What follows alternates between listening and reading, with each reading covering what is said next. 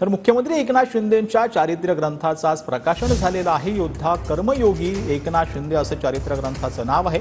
मुखपृष्ठावरती बाळासाहेब ठाकरे आणि आनंद दिघेंचा फोटो हवा होता अशा सूचना अजित पवारांनी केल्या। तर पुढील आवृत्तीत अजित पवारांना सहयोगी संपादक म्हणून घ्या असा टोला देवेंद्र फडणवीसांनी लगावलेला आहे।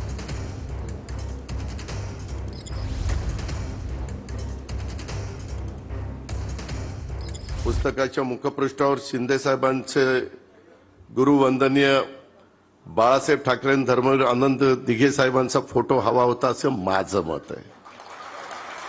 मी हे पुस्तक अजून संपूर्ण वाचलं नाही। संपूर्ण वाचून आणखीन काही सुधारणा करा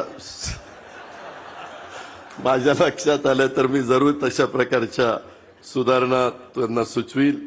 अशा प्रकारच्या व्यक्तिमत्वांचं व्यक्तिमत्व हे समोर येणं अत्यंत आवश्यक आहे आणि त्या दृष्टीने हे पुस्तक या ठिकाणी निश्चितपणे तयार झालेलं आहे।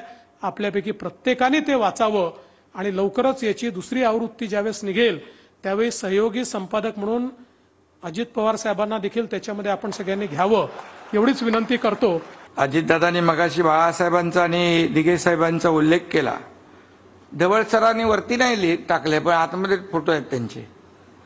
ढवळ सर दुसऱ्या ह्याच्यामध्ये दादांचा उल्लेख जे हे केलंय ते बरोबर आठवण ठेवा दुसऱ्या आवृत्तीत। आणि देवेंद्रजींनी सांगितले काय ते लक्षात ठेवा। दादांना सोबत घ्या त्या पुस्तकात।